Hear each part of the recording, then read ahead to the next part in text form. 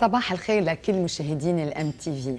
مثل ما وعدتكم نهار الثلاثاء اليوم حلقه كثير مميزه، ورح استفيد من كل كلمه من ضيفي الانجليزي، وهو اليوم يعني على راس اكبر يمكن جروب مصرفي سويسراني، وايضا هو مسؤول عن بري بيكتي، وهو من أعظم فينا نقول جوائز التصوير بالعالم، وهيدا شرف كتير كبير أنه نستضيفه اليوم بالام تي في، وخاصة بفقرة كتاب مستر ستيفن باربر. It's a great pleasure to meet with you face to face and also to host you in my cultural show. Thank you very much. I know that it's your fourth visit to Lebanon, though you travel a lot, but you like this country, don't you? I fell in love with it the first time I came here in 2010. That's true, yes. And you come often, and you will talk about the exhibitions. This is your fourth edition of the Pictet Prize, and we will talk about the beautiful publications also. I will introduce you to the Lebanese and international viewers. Mr. Stephen Barber هو من مواليد إنجلترا، حائز على شهادات عليا بالفلسفة والرياضيات من سانت جونز كوليدج بأكسفورد، وبدأ مسيرته المهنية بحقل المصرفي من سنة 1977 وبعد مناصب عليا بمصارف عالمية، ودخل مجموعة بيكتي المصرفية سنة 1993، واليوم هو مدير مجموعة بيكتي ان سي، علما أنه بيكتي هي أكبر مصرف خاص في سويسرا، وكما أنه على رأس قسم التواصل ومسؤول على المنشورات والمقالات والإعلام والإعلان وغيرها بهالمجموعة، كما أنه هو على رأس الجائزة الدولية للتصوير لبري بيكتي اللي تأسست سنة 2008 أيضاً، وحائز على جوائز مهمة جداً: Japan Ministry of Foreign Affairs Prize, Fund Manager of the Year, Best Fund Manager, the Command Awards وغيرها كتير. وأيضاً هو كاتب، ورح نحكي عن الموضوع أكثر. You say in your biography that you have the writing in your blood, and your twin brother is the editor-in-chief of the Financial Times. That's true. So yes, it could be you sitting here and talking about the financial news, but you say you are not identical twins. Well, we're not identical, but we do get often mistaken for each other because our voice is the same and our your gestures attitude, are similar, yes. Yeah. Why do you have the writing in the blood? Well, actually, our father was a journalist and broadcaster, like you. He worked for the BBC for many years, and in fact, and he was an author also. So we grew up with words and writing. Even your second brother. My second brother is also a journalist. A journalist, yeah. He used to work for Reuters, but he now works for the Financial Times also. Okay. By chance. He's the European editor. He's the European. مثل ما قلنا انه هو بيقول انه الكتابه بدمه، خاصه انه والده كان كاتب وصحافي، وخيه التوم هو رئيس تحرير فاينانشال تايمز، يعني الصحيفة والمجلة الإنجليزية العالمية أيضاً. Why did you choose the banking sector, knowing you are an artist too? That means you're a writer, you're a painter. Why did you choose the banking sector? Well, when I left university in 1977, the finance world was not very popular. It was the end of the oil crisis, and it was professions like advertising or the media or the foreign office were much more interesting for our university graduates. So I think I was attracted to doing something that other people were not doing. It was turned out to be far more fascinating than I imagined. I studied mathematics and philosophy at university, and so I was sort of drawn to something that was possibly rather how shall I say, sort of numerical maybe, but I also wanted to write. So you did both. I did both, but I discovered that investment management, not banking so much, but investment management, gives you a license to explore countries and indeed. companies and firms all over the world. Indeed. And that's what I did. I went to Japan, I went all over Asia, China, Russia, and I went to companies and just interviewed them, you know. I was almost like a journalist. I kind of took that approach rather than a financial analyst approach. And you put all in a book, I think. You did all these. Did you put all these interviews in a book or no? Well, I've written them up, but not published. I've published other things, but not that. Okay, so we'll continue our interview, but after these headlines. Okay.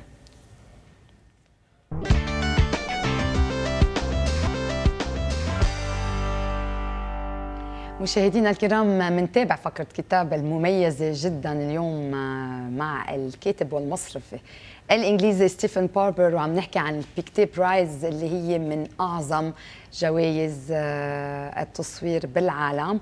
وافتتح امبارحة أيضا معرض الصور بالبيروت اكزيبيشن سنتر بالتعاون مع سوليدار، وبتصور انه كثير مهم انكم تنزلوا وتشوفوا هالصور الرائعه رح نحكي عنها اكثر. This is your fourth edition of the Pictet Prize, and there's an exhibition going in launched yesterday in the Beirut Exhibition Center, and this year's theme is power.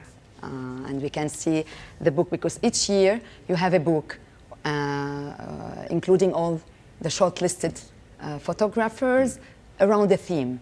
This year's is power. I want you to really briefly talk about the Pictet group and the Pictet Prize and about this year's theme, which is power. Well, the Pictet group is a privately owned family private banking, which was founded 208 years ago in Geneva. So it's a very long established firm, and if you want to survive and prosper for that long, you need to think about the future, you need to think about sustainability, you need to think about the long term. So sustainability, which is the broad subject of the Prix Pictet, is a natural way of thinking. It lies at the heart of our philosophy in a way. We look after the fortunes of families, often not just for one generation, but several generations. Several generations. Long-term business. Yes, it's a long-term business. And how about the Pictet Prize? Well, that was created in 2008. In 2008, and I was asked by the partners of the bank to think of a way which we could establish Pictet's name as directly and strongly associated with this idea of sustainability. Because sustainability is, in fact, it's the biggest subject of the human race for the future. It's living sustainably. It affects everything. And so I came up with, after, I should say, a lot of consultation with friends and specialists and so on, of doing a photography prize. Because the photography prizes around the world are, when we looked at them, we found that they all tended to focus on one type of photography or one genre. So it might be photojournalism or documentary, or it might be landscapes or portraits, or it might be fine art photography. And we decided that we would cover all those genres. We would not discriminate. And I think that has become the strength of this prize, actually. That and the fact that it has a theme, if you like, sustainability, which touches everybody. Indeed. عم بسأله شيء جميل جدا انه شو هو البيكتي جروب. اكيد عم بيقول احدى اهم المصارف الخاصه العائليه بسويسرا واكيد منتشره بالعالم، وعم بيقول انه اهم شيء هن انه يحافظوا على يعني فينا نقول علاقه دائمه مع يعني من الناس اللي حاطه مصريتها بالبنك، الزباين بالبنك، وحبوا يعملوا سنه 2008 وإلى عمرها 280 سنه هالمصرف بيكتي. ومن 2008 بلشوا فينا نقول الجائزه العظيمه، لانه حبوا انه يقترن اسمهم ايضا بالفن وبجوائز بتقدر ايضا تحكي عن مواضيع مهمه جدا، والسنه عن السلطة أو power. We see in this book, and we saw some beautiful pictures, some pictures from photographers that were shortlisted. And we know that this year's winner is the French photographer Luc Delahaye, and his beautiful photography about the OPEC meeting. I wish we can see it now. How are they shortlisted? What are the criteria for the photographers to be shortlisted? And I know that Luc Delahaye have a special way to work. He takes many snaps, many pictures, and then he, like a puzzle, he just create one picture out of these pictures. There are several questions there that I should answer. I mean, I think you asked about why power, or how did that why emerge? power? Because before you had many other themes, I believe also, but this is power. And what are the criteria to be shortlisted as a photographer? Well, the photographs have to be powerful as art. Yeah. And they have to be powerful in the impact of the message that they convey. So these two ideas have to be in balance. They can't just be a great photograph with no message, or a great message but a poor piece of work. Indeed. And secondly, they have to have narrative drive. And that comes from the fact that we ask photographers to submit a portfolio of 10 images. So it's not a single image that wins. It's the portfolio. So the whole. Yeah, so the 10 pictures. They have to tell a story in a way, or they have to do different things with the pictures. I mean, there are some photographers, there's one great photograph, and the other 9 are variations on the same theme. I understand. It can't win. And Delahaye has a special way. Well, he takes many pictures and then... I mean, he's not the only one. I mean, the great example of that, of course, is Andreas Gursky, who's the most expensive photographer. Yeah, this is the picture that won. And one of these pictures. Yeah, it's by Delahaye, and it's about the OPEC. And these are many pictures made. This picture is a compilation of many pictures. It's a composition. Yeah. So I was going to say that this idea of composing a huge photograph from many different images is something quite a few of the so-called fine art photographers do. I mean, Gursky is the most famous of those, who takes thousands and thousands and composes something, and this is what Delahaye does also, composes something which is actually much closer to our visual experience than a single snapshot of a photograph. Of course. And I think because all of us take photographs with our digital cameras and our phones and so on, we automatically think that a photograph is something that's just a single snapshot. Indeed. But painters have never thought that. I mean, when you paint, you take a lot of views and you look at... Don't focus on one thing, it's the global view. So this is much closer to our visual experience, what Delahaye does and other art photographers like him, than, say, for example, Cartier-Bresson, great photographer, but he had this idea of the decisive moment. He took only just a single shot and he captured it, and you know, it depends. Yeah. Especially the photojournalists who goes around and take snapshots of war. Yes. It's the moment. It's the moment. Yeah. More than the creative side of the picture. But Delahaye moved from, he started as a war photographer And then he moved to more artistic yes. pictures. كنت عم بسأله إنه بالكتب أكيد بيحطوا بضع الصور من المصورين اللي بيكونوا من مئات المصورين، بياخدوا تقريبا 10 أو 12 مصور، وقلت له على شو بيبنوا. أكيد هذا الشيء لازم يكون المصور أولا أكيد عنده رسالة من يعني بهالصور اللي عم بياخدها، وايضا يكون عنده التقنيه المهمه. وكنا عم نحكي انه هي الربح السنه هو كان مصور للحروب، ولكن رجع على التصوير الاكثر الفني، وبياخذ عده صور وبيرجع بيركبهم بصوره واحده. مثل ما في اكيد مصورين بيعتبروا انه الصوره اللي بياخذوها صوره واحده هي اللي بتحكي عن حالها. And you published also Ushirikiano in 2011, and which covers the Commission for the Growth Award. That's right. Really briefly, what is that? I will show the cover also. We like to have one book each year for, and it's nice. It's actually a very good gift for people, and we didn't have one at the end of 2011.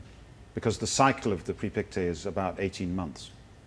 So we decided that we would produce a monograph of the commission that was undertaken for, as you say, growth, which is Chris Jordan, and we sent him to Kenya, and this is the result of his work. Mm-hmm. So each year you send him to a special... well, each cycle we have... Each 18 months. Yeah, we have the main winner. And then we also have a commission, so we support a sustainability project somewhere in the world. Yeah. And then we ask the charity that we're supporting to give some logistical support to one of the photographers. So currently we have a photographer working in Afghanistan. So after Kenya, it's Afghanistan. كل 18 شهر بيعملوا كتاب مثل هيدا يشاركيانو عن بلد معين، عن حالته العامة الاقتصادية الثقافية الاجتماعية. كان عن كينيا، والسنة عم بيحضروا أيضا كتاب جديد. My last question, you are a writer too. You have published Pictet Style and Usage, a guide to writing and editing in English for printing and electronic media. Interesting. And you sell a lot of your books? Well, this is at the moment, it's for internal circulation and special friends, but maybe one day I will do that. Yes, hopefully. Anyways, it was really a pleasure to have you as a guest, and an honor, and hope to see you and your twin brother very soon here on the same table. Thank you. Yes, thank you Mr. very much. Stephen Barber. Thank you and very much. Good luck for the exhibition. Thank you very much. Thank you. مشاهدينا الكرام، أنا بودعكم. ما تنسوا بكرة إكري الاستوار الساعة 10 مع السيد كارلوس غصن، والسبت كتاب إديسيون سبيسيال، حلقة مميزة جدا عن الحياة بعد الموت. أنا بودعكم، وهلأ بنبقى مع زميلتي نادية.